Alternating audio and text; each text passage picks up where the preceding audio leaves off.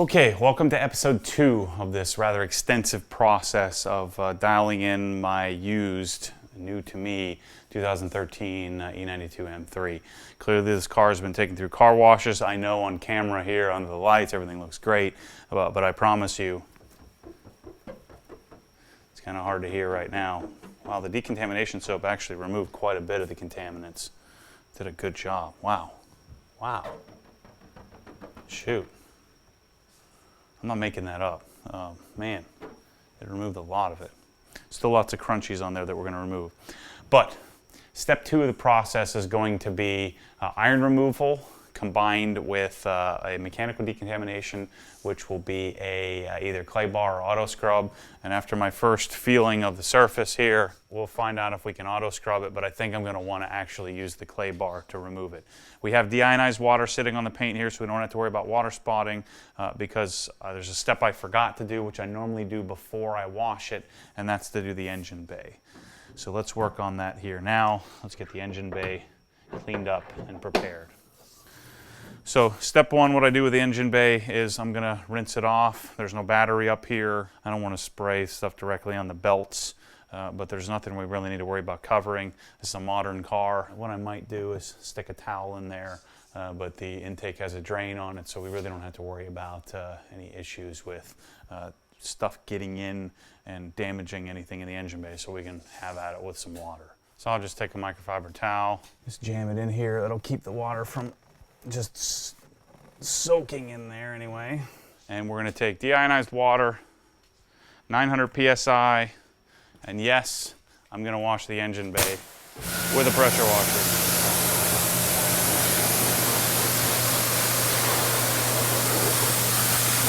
This engine bay has been pretty well maintained, it appears.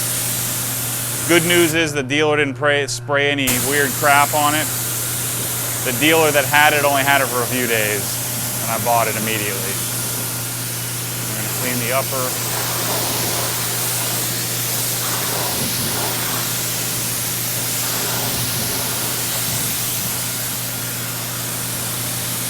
Okay, that should be all we need.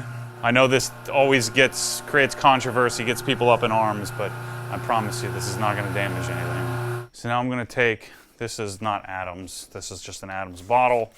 One of their old 32-ounce bottles.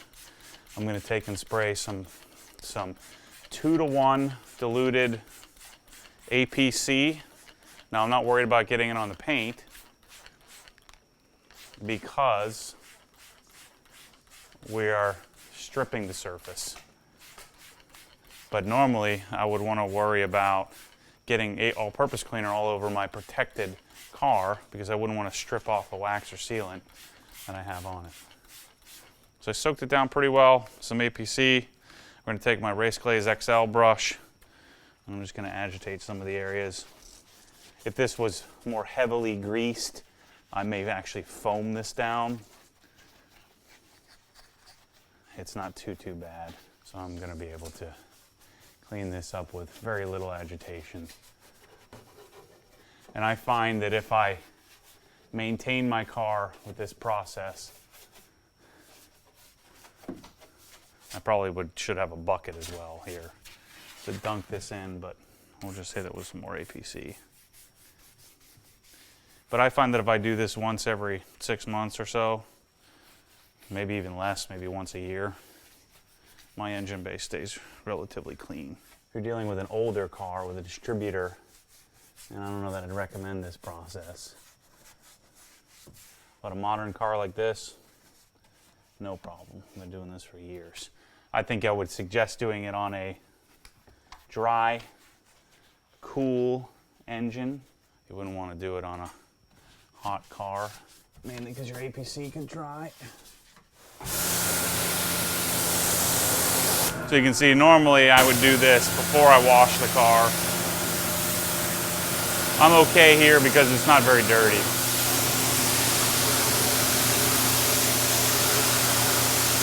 Got some oxidation on my aluminum brace. I guess that oxidation will just make me have to buy a Dynon carbon fiber one and get people even more mad at me for wasting money. Okay, now we got the surface clean. I've always thought of this as a particularly really nice looking engine bay. So here I am making fun of my new friend Tavarish, Freddie, about moldy, and I've got some mold in my darn hyperdressing. So we're gonna have to get a new batch of this.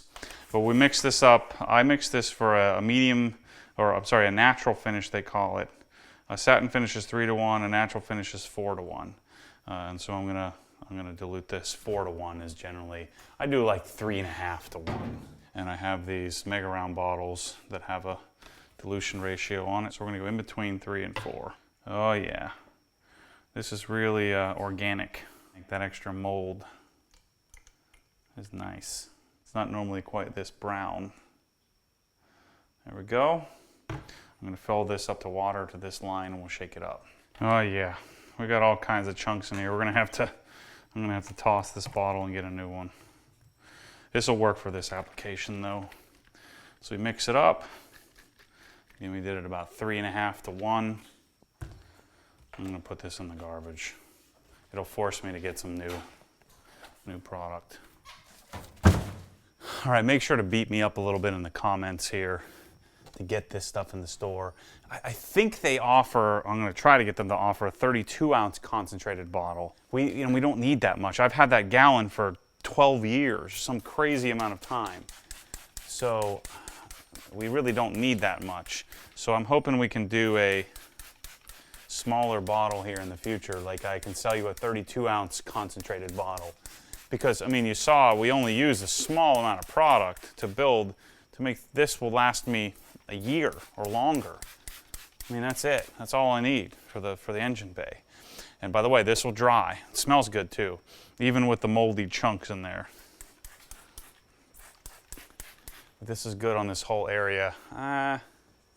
Let's see what happens. I normally don't spray it on this part, but since this is a matte finish, this might actually make it stay a little cleaner longer.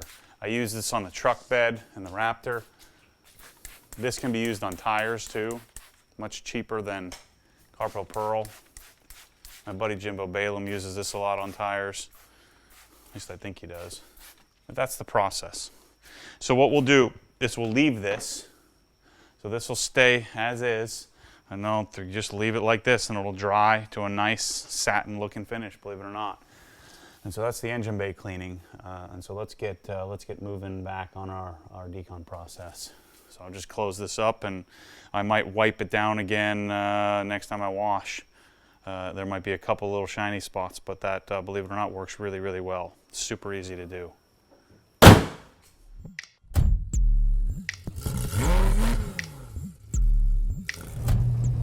What happens when the force pulls you back, your foot naturally comes off the gas. You have to keep your foot to the floor, foot to the floor.